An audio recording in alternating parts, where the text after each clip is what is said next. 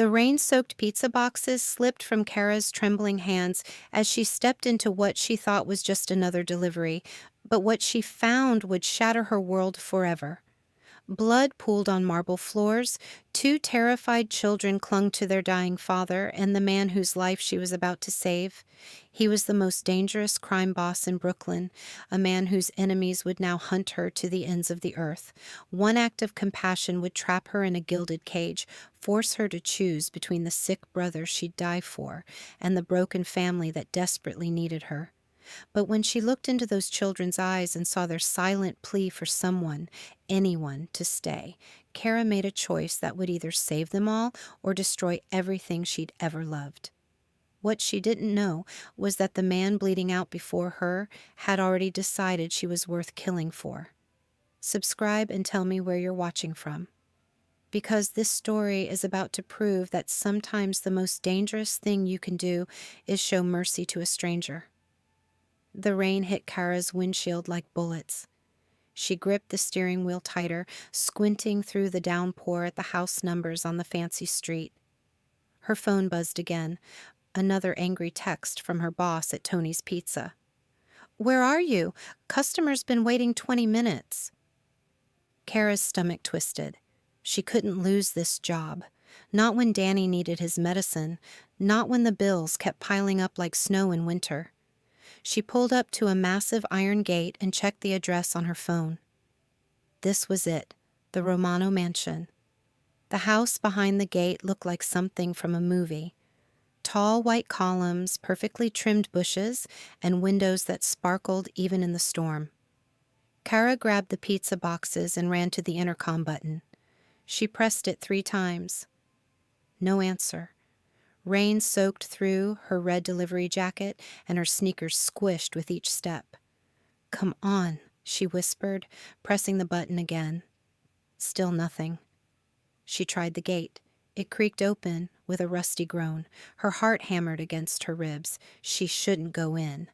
But the customer had already paid online, and she needed this tip money for Danny's prescription. The front door was solid wood with fancy carvings. She knocked hard, then rang the doorbell. Through the rain, she heard something that made her blood freeze. Children crying. Not just crying, screaming like they were terrified. Cara dropped the pizza boxes and tried the door handle. It turned easily. The door swung open, and what she saw made her legs shake. 2 small children huddled on the marble floor. A man lay between them, blood spreading across his white shirt like spilled wine. The children, twins, maybe 7 years old, pressed their tiny hands against his chest, trying to stop the bleeding. "Oh my God!" Cara rushed forward, pulling out her phone. "No!" The man's voice cut through the air like a blade. His dark eyes locked onto hers, burning with a command that stopped her cold. "No police." "But you're hurt. You need—" "No police." Each word came out through gritted teeth. The little girl looked up at Cara with huge brown eyes full of tears. Her dark hair stuck to her wet cheeks. The boy, her twin, stared at Cara like she might hurt them too. Cara's hand shook as she put her phone away. "Okay, no police, but I have to help you." She knelt beside them, her jeans soaking up the blood on the floor. The man was big, tall and muscular with olive skin and black hair. Even hurt and bleeding, he looked dangerous. But the way the children clung to him told her everything she needed to know. This was their father. "What's your name, sweetheart?" she asked the little girl softly. The girl opened her mouth, but no words came out. She just pointed to herself, then to her brother. "Sophia," the man gasped. "Her name is Sophia. The boy is Matteo." Cara nodded, keeping her voice gentle. "Hi, Sophia. Hi, Matteo. I'm Cara. I'm going to help your dad, okay?" Sophia grabbed Cara's jacket with bloody fingers and wouldn't let go. "I need towels," Cara said. "Something to stop the bleeding." Matteo ran down a hallway and came back with white towels that probably cost more than Cara made in a week. She pressed them against the man's chest. He winced, but didn't cry out. "What's your name?" she asked. Luca, he breathed. Luca Romano. The name meant nothing to Cara, but the fear in the children's eyes told her their world had just fallen apart. Again. She worked on his wound, her hands steady even though her heart raced. The bleeding slowed. It wasn't as bad as it looked. The bullet had gone through his shoulder, missing anything vital. "We need to get you to a hospital," she said. "No." Luca tried to sit up and fell back down with a groan. "Too dangerous." "Dangerous? What do you mean?" Headlights swept across the front windows. A car door slammed outside. Sophia whimpered and pressed closer to Cara. Matteo moved in front of his sister, small fists clenched like he could protect everyone. "Upstairs," Luca ordered. "Take them upstairs. Now." Heavy footsteps pounded up the front steps. Cara looked at the children, then at Luca. Every instinct told her to run.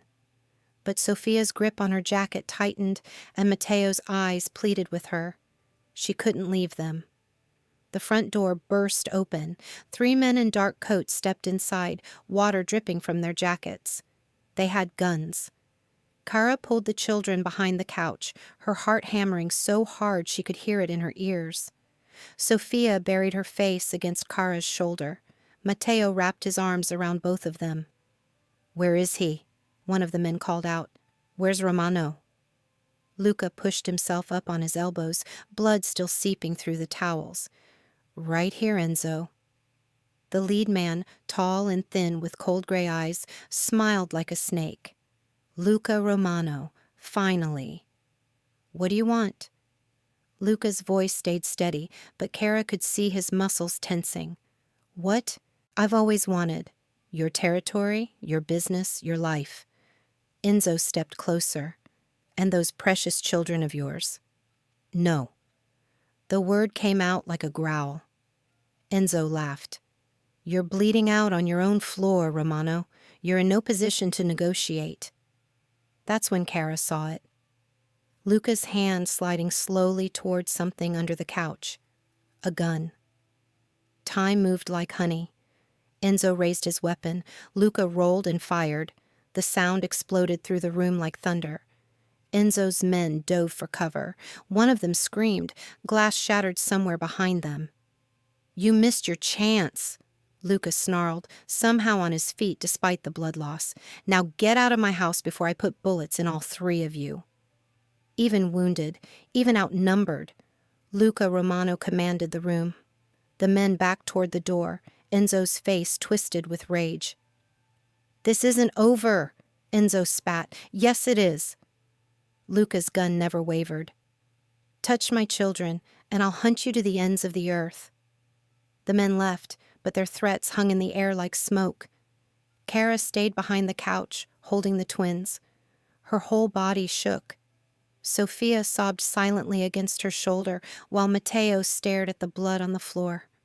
What kind of world had she stumbled into?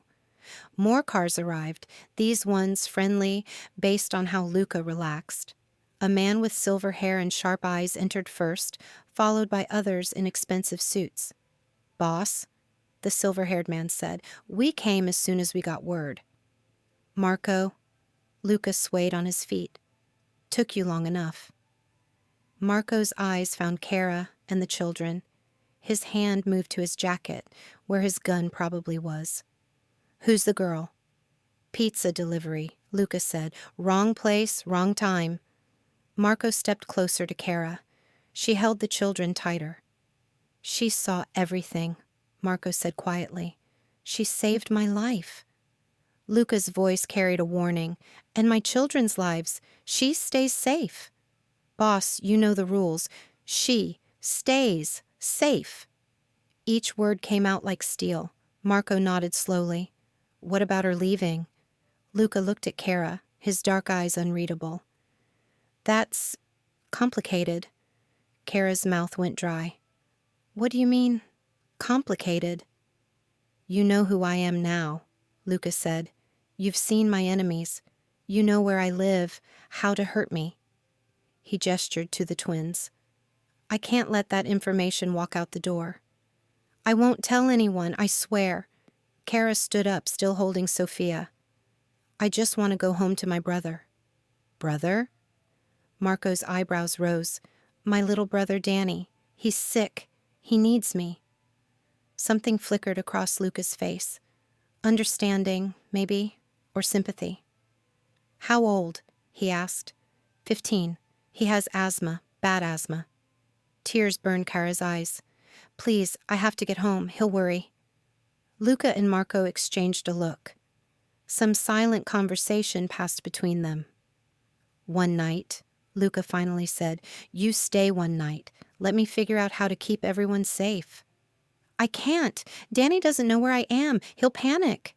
We'll take care of it, Marco said, in a tone that ended the discussion.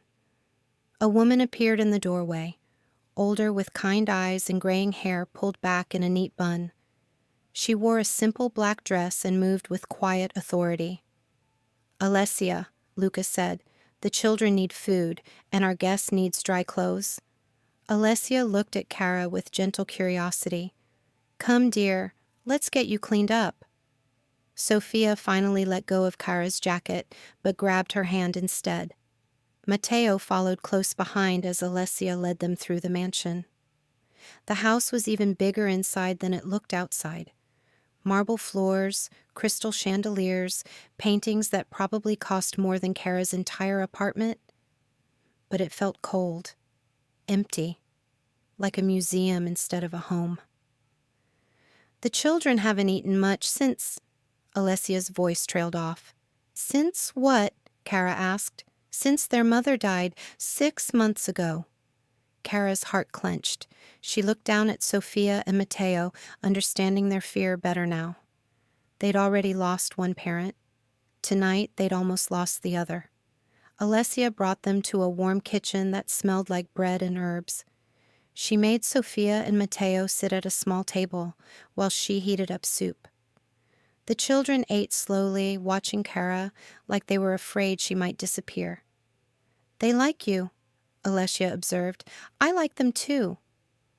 Cara helped Sophia with her spoon. They're brave. They have to be. In this world. Alessia shook her head. It's no place for children.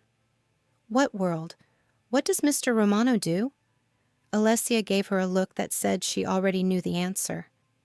Later, after the children had been bathed and put to bed in rooms that looked like they belonged to a princess and a prince, Cara found herself alone in a guest room bigger than her entire apartment.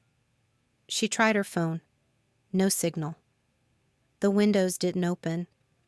The door wasn't locked, but she had a feeling armed men waited in the hallway. She was a prisoner in a palace, but Sophia had whispered something as Cara tucked her in. One word, soft as a breath. Stay.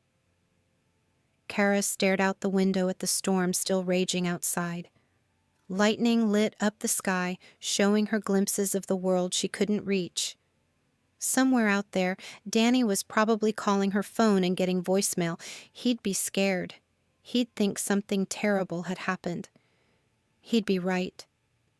She thought about Luca Romano, the way he'd looked at his children, the fierce love in his eyes even as he bled on the floor. The way he'd protected them without hesitation, even from men with guns. What kind of man was he? What kind of life did he lead that people wanted to kill him in front of his children? And what kind of life had she stumbled into when she'd walked through that door? A soft knock interrupted her thoughts. She opened the door to find Luca standing in the hallway. He'd cleaned up and changed clothes, but she could see the white bandage under his black shirt. Are you okay? She asked automatically. His eyebrows rose slightly. You're asking if I'm okay? You got shot. Of course I'm asking.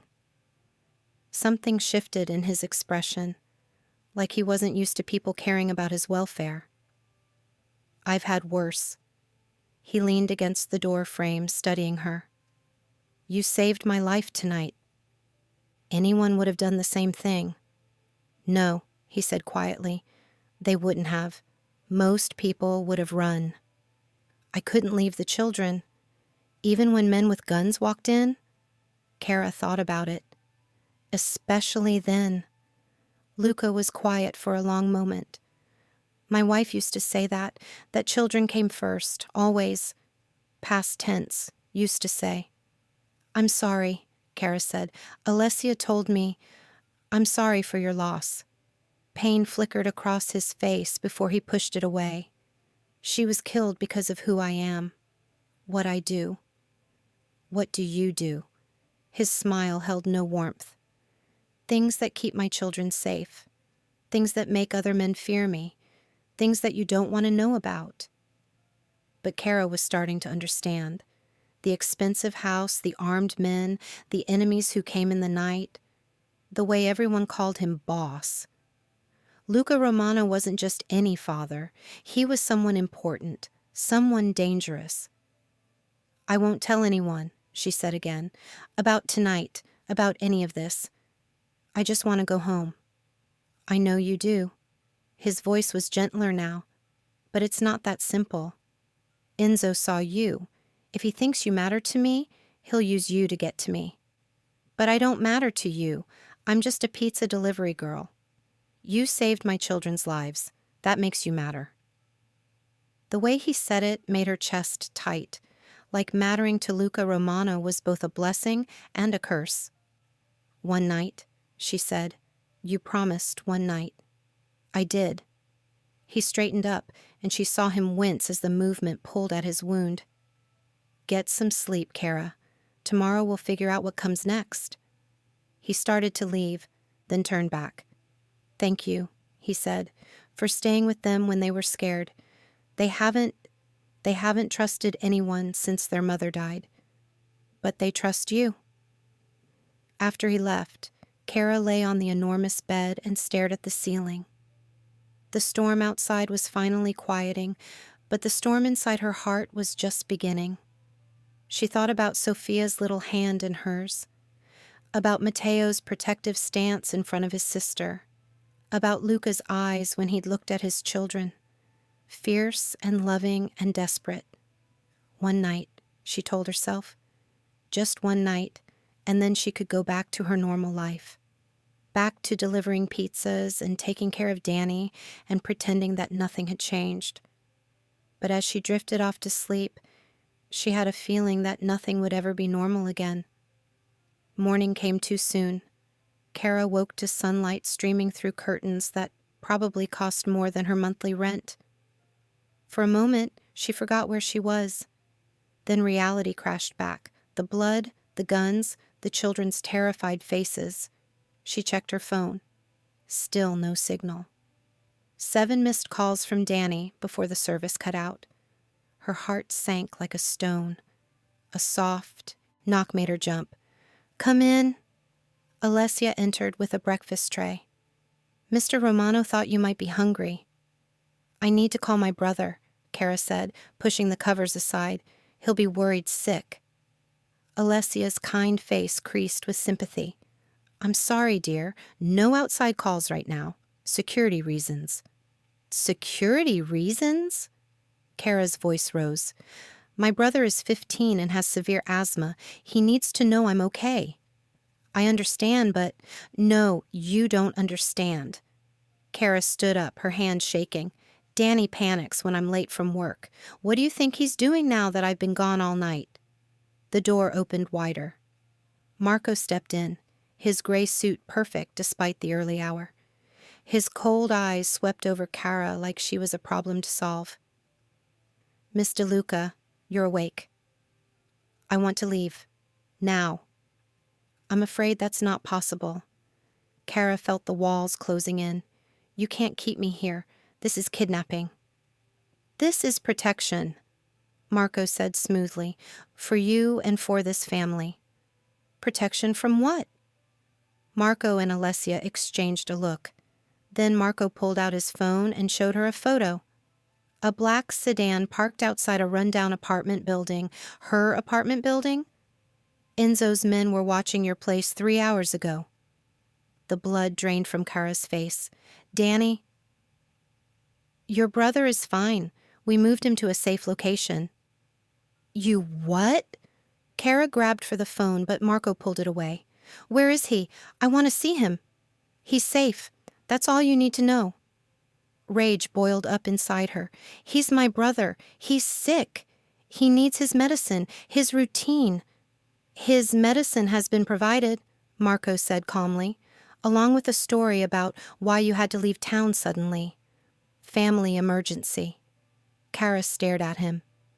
These people had reached into her life and rearranged it like furniture, without asking, without caring what she wanted. You had no right, she whispered. We had every right, Marco replied. The moment you walked into this house, you became part of this world, like it or not. Alessia touched Cara's arm gently. Your brother is truly safe, dear. Better protected than he's ever been. But if you try to leave now... She didn't need to finish the sentence. If Cara left, Enzo would find her. And through her, he'd find Danny. The trap was perfect. Cara sank onto the bed, her legs suddenly weak. How long? Until the threat is eliminated, Marco said. And how long is that? Marco's silence was answer enough. After he left, Alessia sat beside Cara on the enormous bed. I know this is hard, but Mr. Romano isn't a cruel man. He's trying to protect everyone. By making me a prisoner. By keeping you alive. Alessia's voice was gentle but firm. Enzo Marino doesn't just kill people, dear. He destroys them. He makes them suffer first. If he thinks you matter to this family... She didn't need to finish that sentence either. Cara buried her face in her hands. I just wanted to deliver a pizza. I know. Alessia rubbed her back, like a mother would. But sometimes life has other plans. A crash from downstairs made them both jump. Then children's voices, Sophia crying, Matteo shouting. Cara was on her feet and running before she realized it. She found the twins in the kitchen, Sophia huddled in a corner while Matteo stood over broken pieces of a coffee mug. It's okay, Matteo was saying fiercely to his sister. I'll clean it up. Don't cry, Sophia. Please don't cry. Cara knelt between them. Hey, what happened? Sophia pointed at the broken mug with a shaking finger. Matteo stepped protectively in front of his sister. I broke it, he said, his chin up despite his trembling voice. It was an accident, but I broke it. Cara looked at the pieces. It was just a regular coffee mug, nothing fancy or expensive. But Sophia was crying like the world had ended. That was Mama's mug, Alessia said quietly from the doorway. She used it every morning. Understanding hit Cara like a punch to the chest. This wasn't about a broken mug.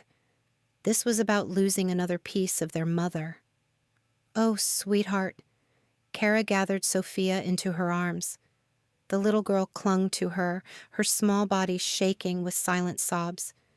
Matteo stood there with tears streaming down his face, trying to be brave. Trying to be the man of the house at 7 years old. Cara reached out with her free arm and pulled him close too. It's okay, she whispered. It's okay to be sad. It's okay to cry. That's how Luca found them. Cara on the kitchen floor, holding his broken children while they finally let themselves fall apart. His face went through several emotions at once. Pain, guilt, gratitude, and something else. Something that made Cara's chest tight. He knelt beside them slowly, his wounded shoulder making him move carefully. Sophia, Matteo, look at me. The twins turned to their father, their faces streaked with tears. Do you know what made that mug special? Luca asked gently. Sophia shook her head. Not the mug itself, the love inside it. Every morning when Mama drank her coffee, she thought about how much she loved you too. That love doesn't break. It doesn't go away just because a mug breaks. He touched Sophia's cheek with careful fingers. The love is still here, in your hearts, in mine. And now? His eyes moved to Cara. In Cara's heart too. Sophia looked up at Cara with those big brown eyes. Really? Really? Cara said, surprised by how much she meant it. In just one night, these children had worked their way into her heart so deep she wasn't sure she could get them out. Not that she wanted to. Matteo wiped his nose on his sleeve. "Can we fix the mug?" Luca smiled, the first real smile Cara had seen from him. "We can try, but even if we can't, we'll always have the love. That's what matters." As they cleaned up the pieces together, Cara watched Luca with his children. He was patient and gentle, answering their questions about why things break and whether broken things could always be fixed. "Sometimes," he said, carefully placing pieces in Cara's hands, "when something breaks, it becomes something new, something different, but still beautiful." His eyes met hers as he said it, and Cara wondered if he was still talking about the mug. Later, while the twins napped, Cara found herself in Luca's study. It was a man's room, dark wood, leather chairs, books that looked actually read instead of just decorative. Luca sat behind a massive desk, papers spread in front of him. He'd removed his suit jacket, and she could see the white bandage through his black shirt. "Should you be working?" she asked. "You lost a lot of blood last night." He looked up, surprised. "Most people don't worry about my health. Most people probably haven't watched you get shot." That almost smile flickered across his face again. "True." She gestured at the papers. "What is all this?" "Business." His tone said the conversation was over, but Cara had never been good at taking hints. "What kind of business requires armed guards and enemies who break into your house?" Luca leaned back in his chair, studying her. "The kind you don't want to know about." "Maybe I should know about it, since I'm apparently stuck in the middle of it." For a long moment, he was quiet. Then he pulled out a photograph and slid it across the desk. It was a woman, beautiful, with dark hair and Sophia's eyes. She was laughing at whoever was taking the picture, her hand resting on her pregnant belly. "Her name was Isabella," Luca said quietly. "She was pregnant with the twins when this was taken." Cara touched the edge of the photo carefully. She was beautiful. She was everything. His voice carried old pain. Smart, funny, brave. Too brave, maybe. "What happened to her?" Luca was quiet for so long Cara thought he wouldn't answer. When he finally spoke, his voice was flat, emotionless. "She was shopping for the children's birthday party. Someone put a bomb under her car." His hands clenched into fists. "She died because she was married to me, because loving me made her a target." Cara's heart broke for him, for the twins, for the beautiful woman in the photo who would never see her children grow up. "I'm sorry," she whispered. "That's why I can't let you leave," Luca continued. "Not yet. Enzo thinks you matter to me. If he gets his hands on you. But I don't matter to you, do I?" The question hung in the air between them. Luca's dark eyes searched her face like he was trying to solve a puzzle. "You saved my children's lives," he said finally. "You held them while they cried. You made Sophia eat for the first time in days. You made Matteo feel safe enough to break down." He stood up slowly, moving around the desk to stand in front of her. "You matter to them. That makes you matter to me." His voice was low, rough. Standing this close, Cara could smell his cologne, something expensive and masculine that made her feel dizzy. "I can't be what they need," she said. "I'm nobody special. I deliver pizzas and take care of my sick brother." "You think that makes you nobody special?"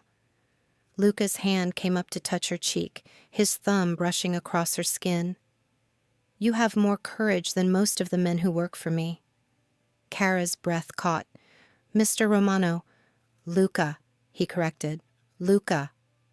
His name felt strange on her tongue, intimate, dangerous. "This is crazy. Yesterday I didn't even know you existed." Yesterday, you had a different life. His hand was still on her cheek, warm and gentle. Maybe it's time for a new one.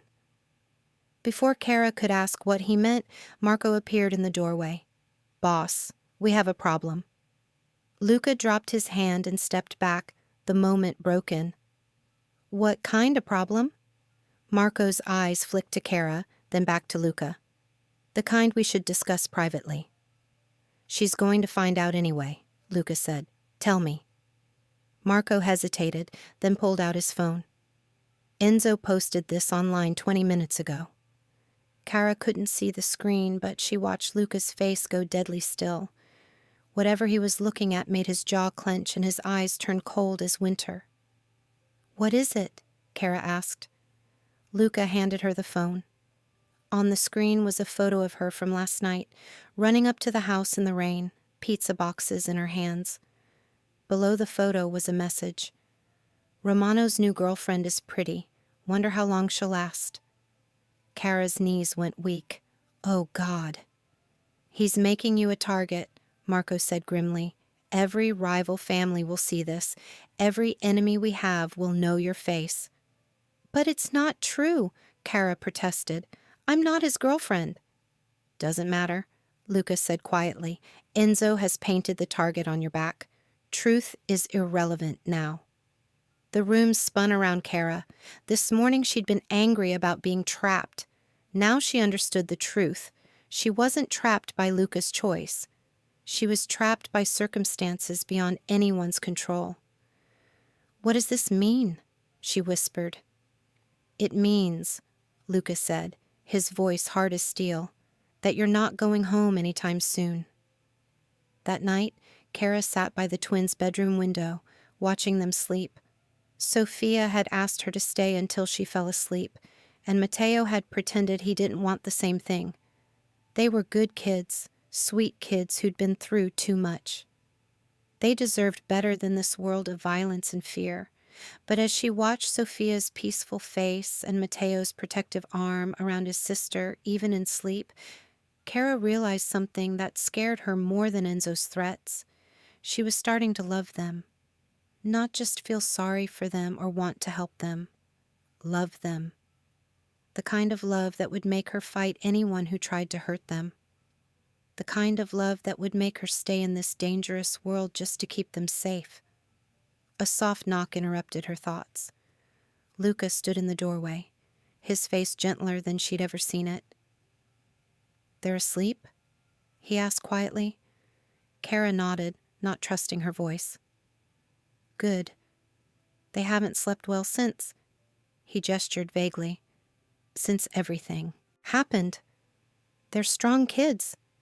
They get that from their mother. He moved to stand beside her at the window. Isabella would have liked you. How do you know? Because you put them first. Even when you're scared, even when you want to run, you put their needs before your own. He was quiet for a moment. That's what she did, every day. They stood in comfortable silence, watching the children sleep. Outside, security lights swept across the grounds like lighthouse beams, protecting them, keeping the world at bay. I'm sorry, Luca said finally. For what? For dragging you into this. For putting your brother at risk. For, he gestured around the room, for changing your life without asking. Cara thought about that. You didn't drag me into anything. I made the choice to come inside. I made the choice to help. Even knowing what it would cost? I didn't know then, but even if I had, she looked at the sleeping twins. I think I would have done the same thing. Luca turned to study her face in the dim light. Why? Cara thought about all the reasons she could give. Because they were children, because they needed help, because it was the right thing to do. But the real reason was simpler and more complicated at the same time. Because they're yours, she said quietly.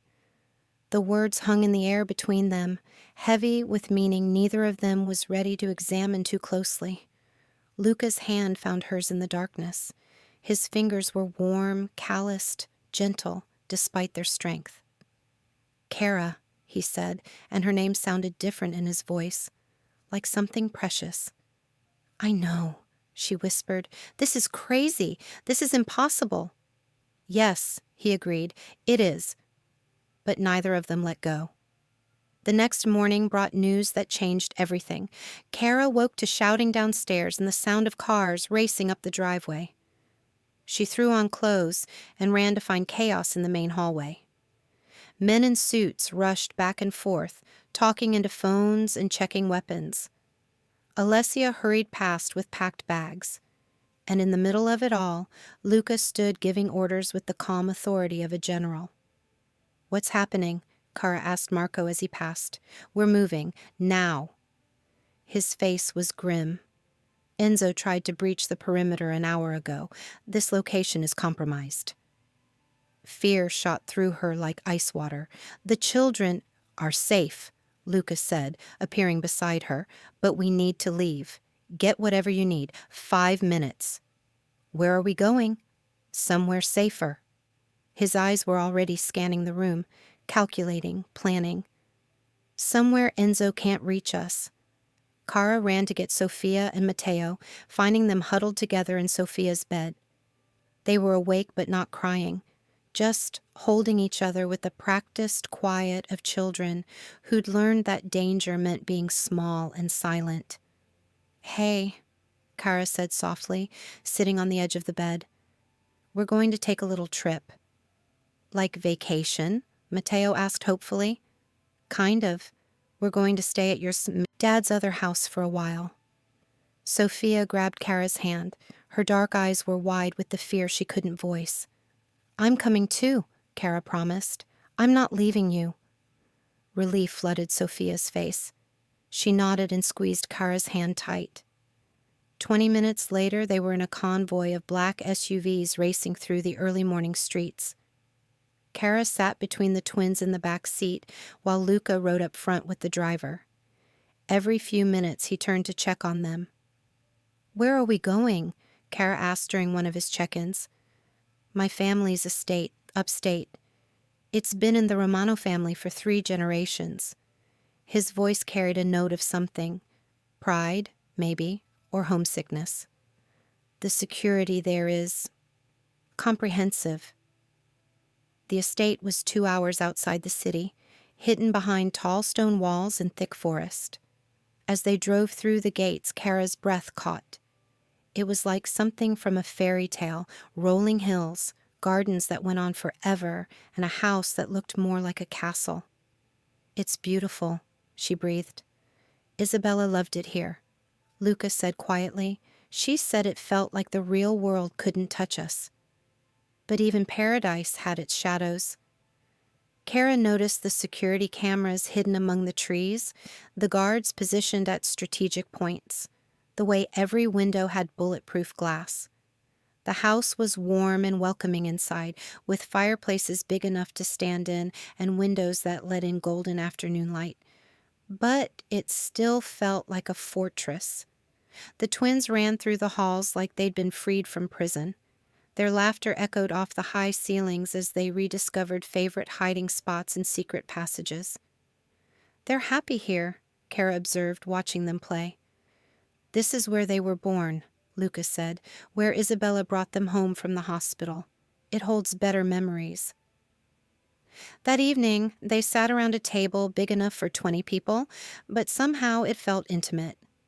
Just Cara, Luca, and the twins sharing dinner while rain drummed against the tall windows. Sofia ate without being coaxed. Matteo told a joke he'd learned at school. For a few hours, they almost felt like a normal family. Almost. After the children went to bed, Cara found herself alone with Luca in his study. This one was different from the one in the city. Warmer, more personal. Family photos lined the shelves instead of business awards.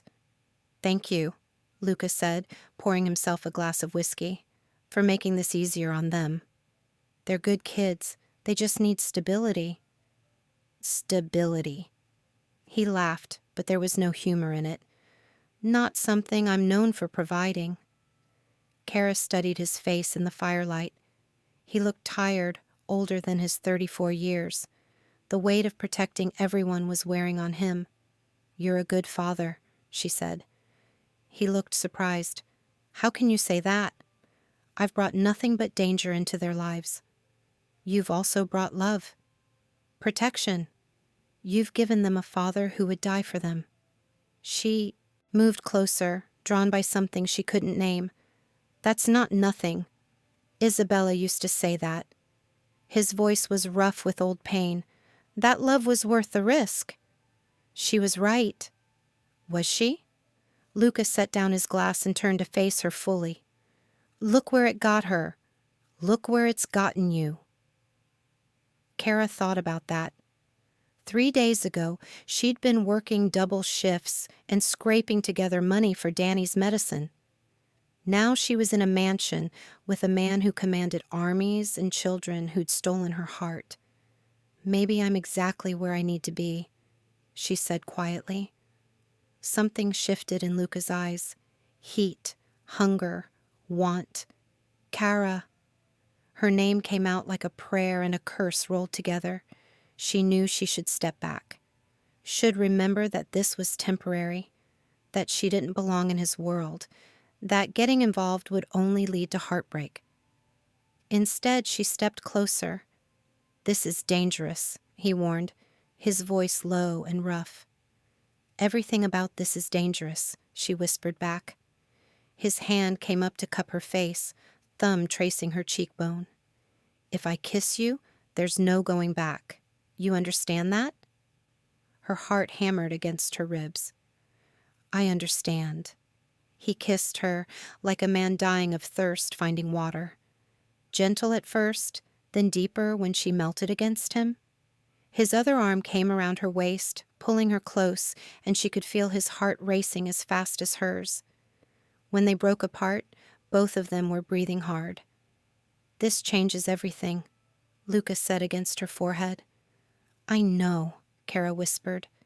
But before either of them could say more, alarms started blaring throughout the house. Red lights flashed in the hallway.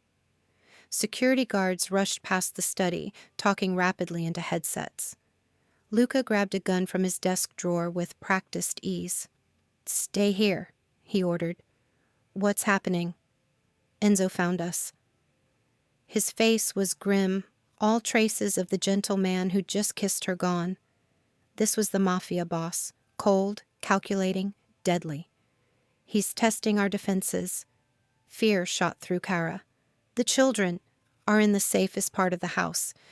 But I need to—" Gunshots erupted somewhere outside, close enough to hear, far enough away to mean the perimeter hadn't been breached. Yet. Luca's jaw clenched.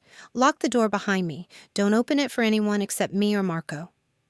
He started toward the door, then turned back. In 3 quick steps, he was across the room, pulling Cara into his arms for another fierce kiss. "This isn't over," he promised against her lips. Then he was gone, leaving Cara alone with the sound of sirens and her racing heart. The attack lasted 2 hours. Cara spent them huddled in the twins' room, keeping Sophia and Matteo calm while chaos raged outside. She told them stories, sang lullabies, played quiet games, anything to distract them from the sounds of war. "Is Papa okay?" Sophia whispered during a particularly loud round of gunfire. "Your Papa is very strong," Cara said, pulling the little girl closer. "And very smart. He's going to be fine." She prayed she was right. Matteo pressed against her other side. "Are you scared, Cara?" She thought about lying, about pretending everything was normal. But these children had been through too much for fairy tales. "A little," she admitted, "but being scared is okay. It means we care about each other." "I'm scared too," Matteo said quietly, "but less scared when you're here." Cara's heart nearly broke. These babies had been forced to grow up too fast, to be brave when they should have been allowed to just be children. "I'm not going anywhere," she promised. When the alarms finally stopped and silence fell over the estate, Cara stayed with the twins until they fell asleep. Only then did she venture downstairs to find out what had happened. She found Luca in the main hallway, talking quietly with Marco. His shirt was torn and dirty, and there was a cut on his cheek, but he was alive. Whole. Relief flooded through her, so strong it made her knees weak. Luca looked up as she approached, and his entire expression changed. The hard mask fell away, replaced by something raw and vulnerable. "Cara." He crossed to her in quick strides, his hands coming up to frame her face. "Are you hurt?" "I'm fine. The children are fine." She searched his face, noting the exhaustion around his eyes. "Are you okay?" "Now I am." His thumb traced her lower lip. "When I was out there, all I could think about was getting back to you. To them." Did anyone get hurt?" "3 of Enzo's men won't be going home tonight," Marco said grimly, "but none of ours. This time." Luca's jaw tightened. "He's escalating, getting desperate." "Which makes him more dangerous," Marco added. Cara felt cold despite the warmth of Luca's hands. "What does that mean for us?" "It means we stay here until this is finished," Luca said, "one way or another." That night, after Marco left and the guards resumed their posts, Luca walked Cara to her room. They moved slowly, neither wanting the moment to end. "I meant what I said earlier," he told her at her door, "about this changing everything." "So did I." He leaned against the door frame, studying her face. "You could have anyone, Cara.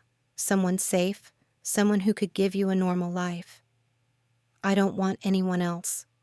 The words came out before she could stop them, honest and raw. "Even knowing what I am, what this life means."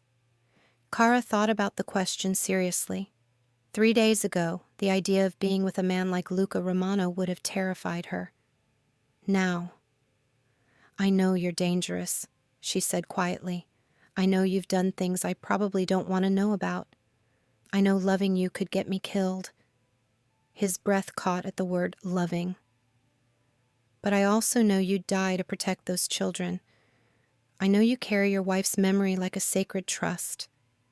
I know you've been nothing but gentle with me, even when you had every reason not to be." She stepped closer. "I know that when I'm with you, I feel safer than I've ever felt in my life. Cara, I'm not saying it's smart," she continued. "I'm not saying it's easy. But I'm saying it's real." Luca was quiet for a long moment, his dark eyes searching her face. When he finally spoke, his voice was rough with emotion. "I never thought I'd feel this again. After Isabella, I thought that part of me died with her. And now? Now I'm terrified." His hand came up to touch her cheek. "Because I can't lose you. I won't survive losing someone else I love." The word hung in the air between them, precious and fragile and real. "You won't lose me," Cara whispered. "You can't promise that, not in this world. Then we'll have to change the world." Luca's smile was sad and beautiful. "You really think it's that simple?" "I think love makes anything possible."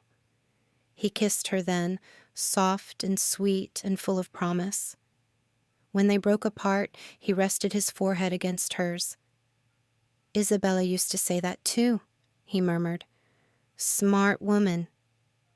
"Yes, she was." His eyes opened, meeting Cara's. "I think she would have liked you." "I hope so. I know so." His thumb traced her cheekbone. "Because you love her children like they're your own." It was true. Somewhere in the last few days, Sophia and Matteo had become hers in every way that mattered. The thought of leaving them, of going back to her old life and never seeing them again, was unbearable. "They are mine," she said simply. Luca's eyes closed briefly, emotion flickering across his face. When he opened them again, they blazed with something that made Cara's breath catch. "Ti amo," he whispered in Italian. "I love you." "I love you too," she whispered back. They held each other in the doorway, Two broken people who'd found something whole in the space between them. Outside, guards patrolled the grounds and security cameras watched for threats. But here, in this moment, they were just a man and woman who'd found love in the most impossible place. Tomorrow would bring new dangers. Enzo wouldn't give up, and the world they lived in didn't forgive or forget, but tonight they had this. And for now, it was enough. 3 weeks passed in a strange kind of peace. The estate felt like its own world, separate from the dangers that waited beyond its walls. Cara fell into a routine that felt surprisingly natural, helping the twins with their lessons, reading stories at bedtime, sharing quiet dinners with Luca after the children were asleep. It almost felt like a real family, but reality had a way of intruding on even the most perfect moments. Cara was in the garden with Sophia, picking flowers for the dinner table when she heard the helicopters. The little girl looked up at the sky with wide, frightened eyes. "It's okay," Cara said quickly, gathering Sophia into her arms. "Probably just your papa's friends." But as the helicopters circled lower, she could see they weren't friendly. Men in black tactical gear rappelled down into the garden, their faces hidden behind masks. Cara's blood turned to ice.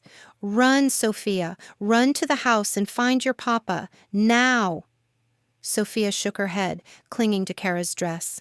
"Please, sweetheart, I need you to be brave for me." Before Sophia could move, more men appeared from the woods. They surrounded Cara and the little girl, weapons raised. "Well, well," a familiar voice said. Enzo Marino stepped out from behind the fountain, his cold smile making Cara's skin crawl. Romano's little girlfriend and his precious daughter. Cara pushed Sophia behind her. "Let her go. She's just a child." "Just a child," Enzo laughed. "She's Romano's weakness, his soft spot, just like you." Alarms started blaring from the house. Gunshots echoed across the grounds. Luca's security was fighting back, but there were too many attackers. "Papa!" Sophia cried out, trying to run toward the house. Enzo nodded to one of his men, who grabbed Sophia before Cara could stop him. The little girl screamed, reaching for Cara with desperate hands. "No!" Cara lunged forward, but another man caught her arm, his grip bruising. "Bring them both," Enzo ordered. "Romano will trade anything to get them back." They dragged Cara and Sophia toward a waiting helicopter. Cara fought every step of the way, kicking and clawing, but she was no match for trained killers. As they were forced into the helicopter, Cara caught a glimpse of the house. Smoke rose from one wing, and she could see men in tactical gear moving across the lawn. Where was Luca? Where was Matteo? "Please," she prayed silently, "please let them be safe." The helicopter lifted off, carrying them away from the only home Cara had ever truly known. They were taken to an abandoned warehouse on the outskirts of the city, the kind of place where screams went unheard and bodies disappeared forever. Enzo's men tied Cara to a chair in the center of the main floor. Sophia they put in a smaller room off to the side, close enough that Cara could hear her crying, far enough away that she couldn't reach her. "Let her go," Cara begged when Enzo appeared in front of her. "Please, she's innocent in all this." "Innocent?" Enzo pulled up a chair, sitting backwards on it like they were old friends having a chat. "Her father has killed more men than you can count. Her very existence is built on blood and violence. She's 7 years old. And she'll grow up to be Romano's heir. Better to end the bloodline now." Horror flooded through Cara. "You can't mean that." "Can't I?" Enzo's smile was sharp as a blade. "But first, we're going to have some fun with dear old Papa." He pulled out his phone and dialed. When someone answered, he put it on speaker. "Romano." Luca's voice came through the phone, tight with controlled rage. "Enzo, I have something that belongs to you." A pause. Then, "If you've hurt them, they're alive, for now." Enzo gestured to Cara. Say hello to Papa, sweetheart. Luca? Cara's voice came out shakier than she wanted. Luca, I'm okay. Sophia's okay. Don't. One of Enzo's men backhanded her hard enough to split her lip. The taste of blood filled her mouth. Don't what? Enzo asked conversationally. Don't come for you? Don't trade his life for yours? He laughed. Oh, but he will, because that's what love does. It makes us weak. Name your price, Luca said, his voice deadly calm. You know what I want. You, in exchange for them. Done. Luca, no. Cara struggled against her bonds. Don't listen to him. But the line had already gone dead.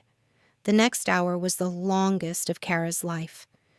Sophia's crying had quieted to whimpers, and Cara could do nothing but sit, tied to a chair, helpless to comfort the little girl who'd come to mean everything to her.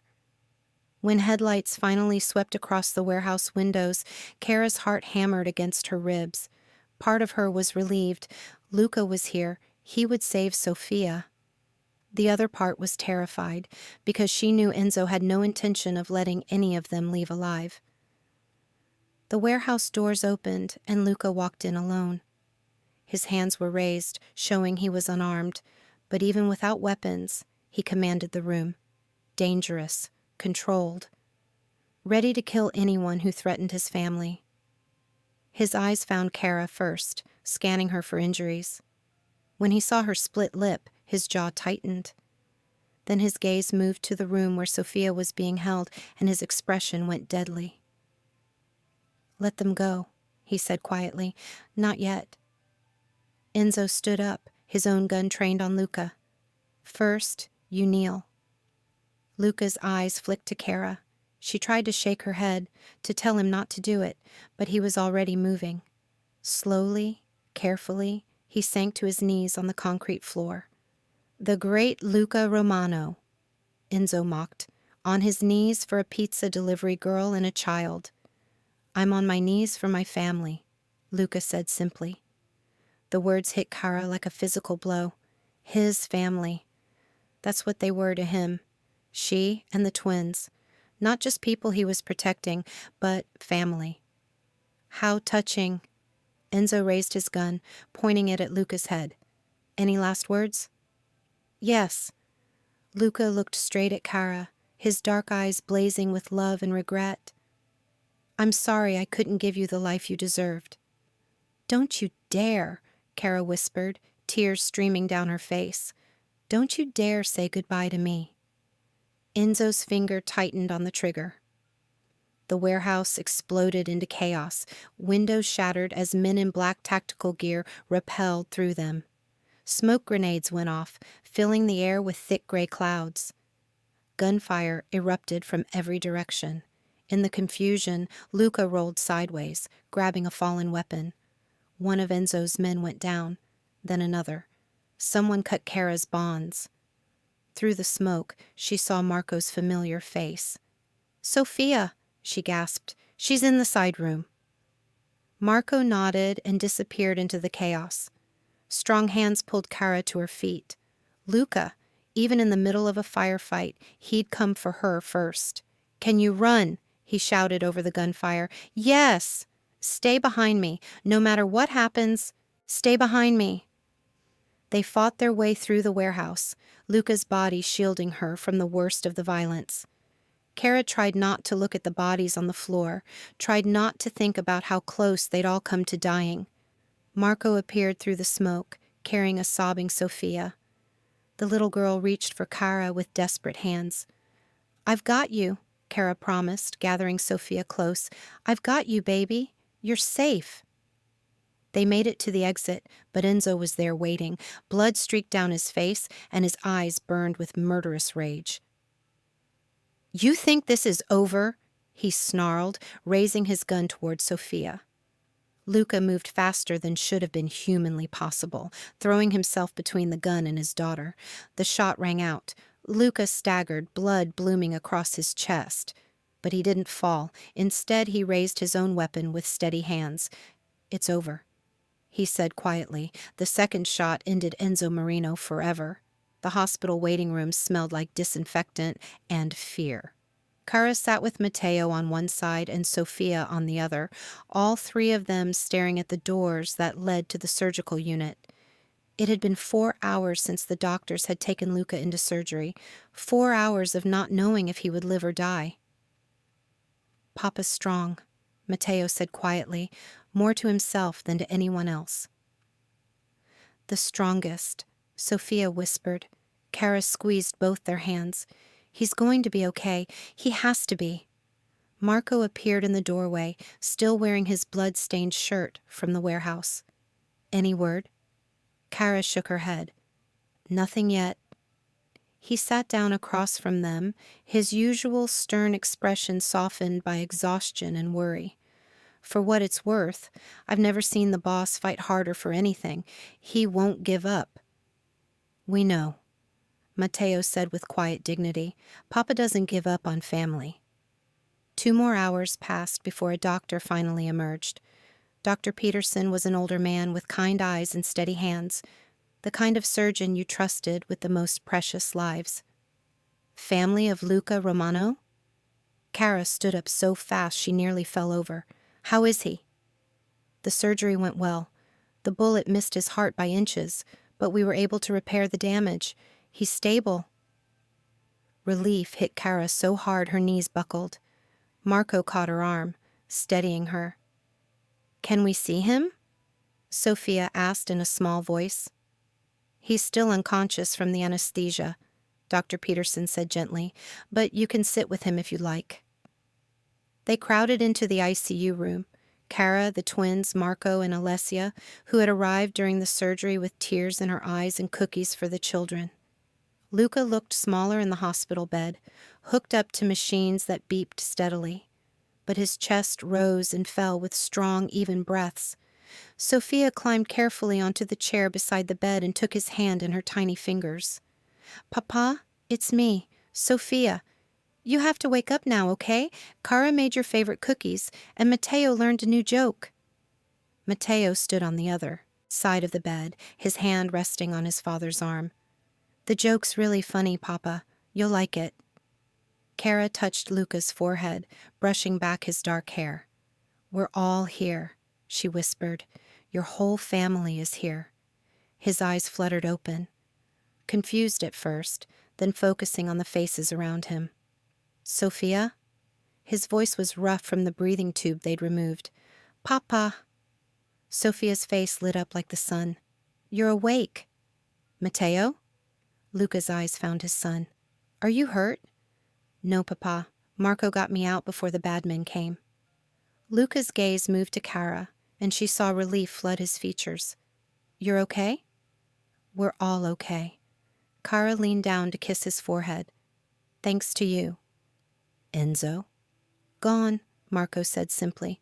"It's over, boss. Really over this time." Luca closed his eyes briefly, and when he opened them again, something had changed.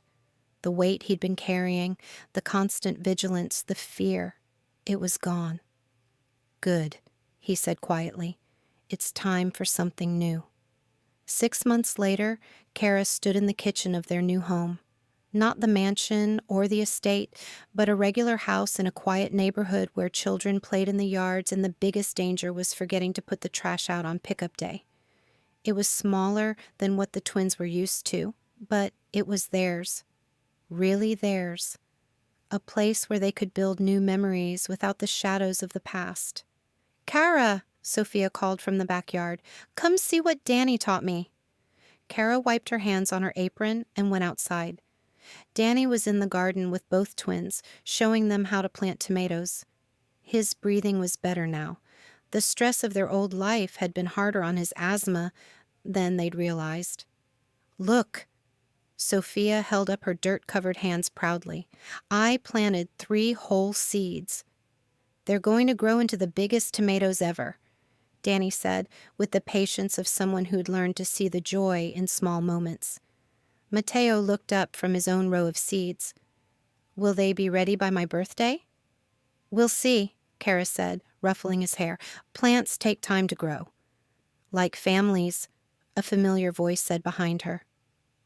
Cara turned to see Luca coming through the back door, his tie loosened and his sleeves rolled up. He'd been at the office all day, not a criminal empire, but a legitimate business he was building from the ground up.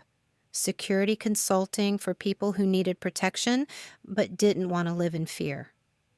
"How was work?" she asked, going into his arms like she belonged there. Which she did. "Good. We got the Morrison contract." He kissed her temple. "How was your day?" "Perfect." And it was. Simple, ordinary, perfect. Luca had given up everything for this, the power, the fear, the respect of dangerous men. He'd chosen love instead, chosen family, chosen a life where bedtime stories mattered more than body counts. "Papa," Sophia ran to him, garden dirt and all. "Look what I planted." He scooped her up, spinning her around until she giggled. "Beautiful work, princess." "Mine too," Matteo called out, not wanting to be left out. "Yours too," Luca agreed, setting Sophia down to examine Matteo's row. The best gardeners in the whole neighborhood. As the sun set over their backyard, they sat around the picnic table Danny had built. Cara and Luca, the twins, Danny, even Alessia, who'd followed them to their new life because, as she said, family sticks together. "Cara," Sophia said suddenly, "are you going to be our mama forever?" The question caught Cara off guard. She and Luca had talked about marriage, about making everything official, but they'd wanted to give the children time to adjust. "Do you want me to be?" she asked carefully. "Yes," both twins said at once. "Forever and ever," Sophia added. "Even when we're old and grumpy," Matteo said, making everyone laugh. Luca reached across the table to take Cara's hand. "What do you think? Ready to make this official?" "I thought you'd never ask." She squeezed his fingers, feeling the simple gold band he'd given her the week before. Not an engagement ring, but a promise ring. A symbol of the life they were building together. "Is that a yes?" he asked, his eyes warm with love and hope. "That's a yes to everything," she said. "To forever, to family, to this beautiful, ordinary, extraordinary life we've made." That night, after the children were asleep and Danny was reading in his room and Alessia was watching her evening shows, Cara and Luca sat on their front porch swing, watching the neighborhood settle into peaceful quiet. "Do you ever miss it?" Cara asked. "The excitement? The power?" Luca was quiet for a moment, considering. "Sometimes I miss the simplicity of it, when the only question was how to stay alive and keep my enemies afraid. And now? Now I have to figure out how to help Sophia with her math homework and whether Matteo needs a haircut and if Danny's remembering to take his medicine." He smiled. "Much more complicated. But worth it?" He turned to look at her, this woman who'd walked into his life carrying pizza boxes and stayed to carry his heart. "Every day," he said simply. "Every single day." Above them, stars appeared one by one in the darkening sky. Somewhere in the house, Sophia called out in her sleep, and Cara started to get up to check on her. But they heard Matteo's voice, soft and comforting, telling his sister that everything was okay, taking care of each other, the way families do. "I love you," Luca said quietly. "I love you too," Cara whispered back. They rocked slowly on the porch swing, two people who'd found forever in the most impossible place. Tomorrow would bring new challenges, parent-teacher conferences and grocery shopping and all the beautiful, ordinary chaos of real life. But tonight, they had this. They had each other. They had a family built on love instead of fear, on hope instead of violence. And that was everything.